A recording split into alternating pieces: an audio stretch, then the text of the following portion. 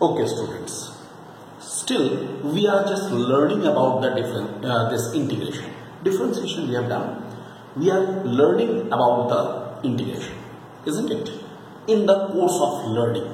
Here, let us first see these three important formulas at this moment. There are so many important formulas, I am just telling you. But at this moment, we are only focusing on these important formulas. Number one, integration of dx is x. Number two, very important formula. It is the most important formula which will be needed at this moment. X to the power n dx is equal to x to the power n plus 1 by n plus 1. Okay, but excluding the value of x as minus 1. Hope you got my point. Excluding x to be equal to minus 1. I am excluding that value only. Otherwise, all the values will be 10. And lastly, x to the power minus 1 into dx. How much it will be written? How much it will be written? It is written as, it can be written as dx by x. The same thing as I told you, excluding this. Why excluding this? Because if x is equal to minus 1 dx, that is dx by x is equal to how much? It's log dx. At this moment we don't require it. I just simply tell you, I don't require. At this moment we don't require. First, clear. We have got these three formulas. Right. Now, keeping in mind these things, especially the second formula. Now, I just give you an example. Suppose I am coming back to our this. Let us say this integration is there. Okay. Suppose I am just giving you a question, x square dx. I say. Suppose on the basis of this, if dash x dx, it's a function of x. I say x square dx. Just like that, I have given you an example. X square dx, solve it.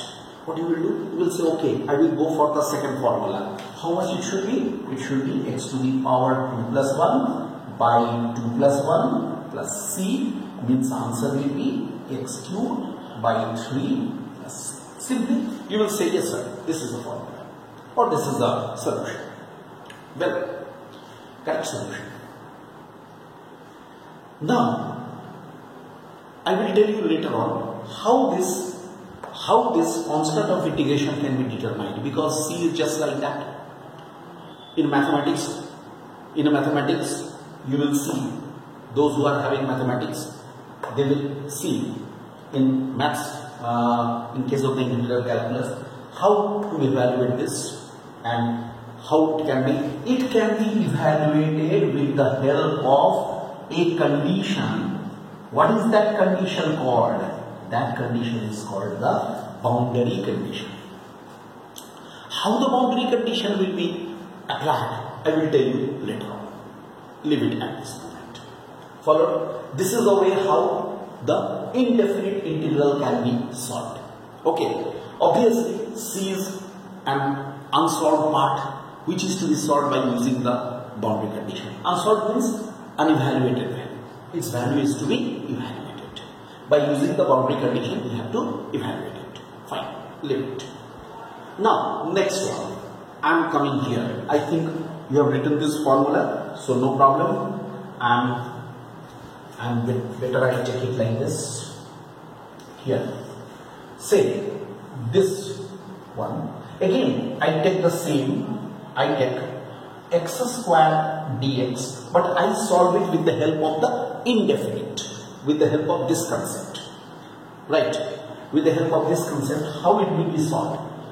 Let us say here it will have the two limits, upper limit or lower limit. Let us say x is equal to 2 and x is equal to 4. I have just put this limits like this. What is the solution of this? First, in place of x, b will be substituted, then in place of x, a will be substituted. Actually, this is the solution. But how it will be done here? Be careful. I will first do, you will say, okay, its integrated part will be x cubed by 3. Okay.